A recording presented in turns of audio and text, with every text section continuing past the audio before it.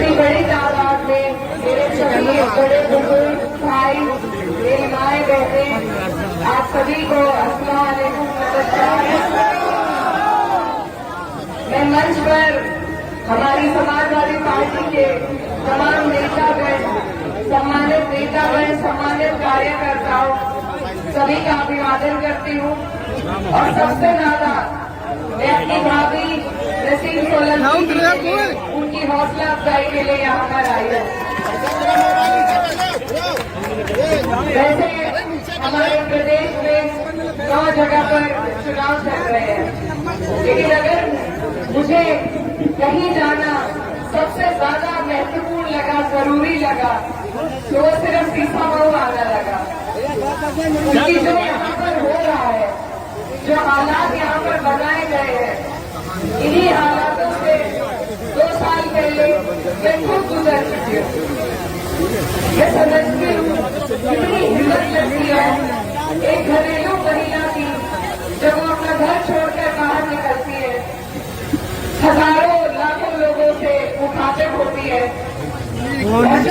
भाई काम करेंगे, मोबाइल नीचे कर लो भैया, मोबाइल नीचे कर लो। ये तारीफ के काबिल है। आप सब लोग आपको इरफान भाई बनकर ये चुनाव लड़ना है, क्योंकि ये जो सरकार है, ये तानाशाह सरकार, ये चुन कर इसी तरीके से चुने हुए जनप्रतिनिधियों पर भी, चाहे आजम खान साहब हो, चाहे इरफान भाई हो, चाहे नाहिद भाई हो, झूठे मुकदमे लगा कर हमारे लोगों को जेल में भरने का काम कर रही है। ये जो सीट है, यहाँ पर उपचुनाव नहीं होना चाहिए था। ये जबरदस्ती आपसे आपकी जीती हुई सीट को छीनना चाह रहे हैं।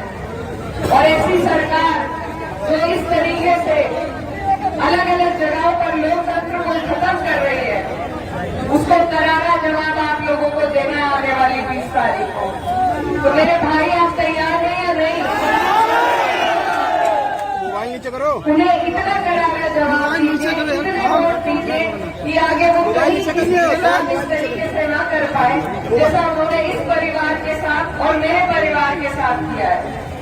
तो ये जो चुनाव है, मुझे ऐसा महसूस हो रहा है जैसे मेरा खुद का जाती चुनाव हो। और इसमें हमें इतनी संजीदगी से काम लेना है, क्योंकि ये उपचुनाव है, सत्ता पक्ष से हमारा चुनाव है।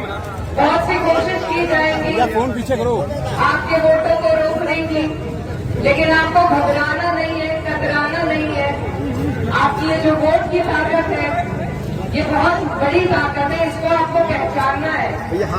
और हमारी भाभी जो है, जिस खूबसूरती के साथ इस प्रचार को आगे लेकर चल रही है, हिंदू मुस्लिम भाईचारे की मिसाल को कायम कर रही है, तो मुझे पूरी उम्मीद है कि 26 बिरादरी के वोट मेरी भाभी को यहाँ से मिलेंगे।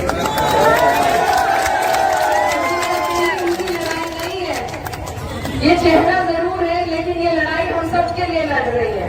एक ऐसी सरकार से जो कि सभी को कुचल के चुप करना चाहती है, जो आवाज उठती है उसे कहीं पे आर्थिक तौर पर परेशान करके, कहीं पर झूठे मुकदमे लगाकर, कहीं पर दबाव बनाकर सबको चुप ये सरकार कर रही है।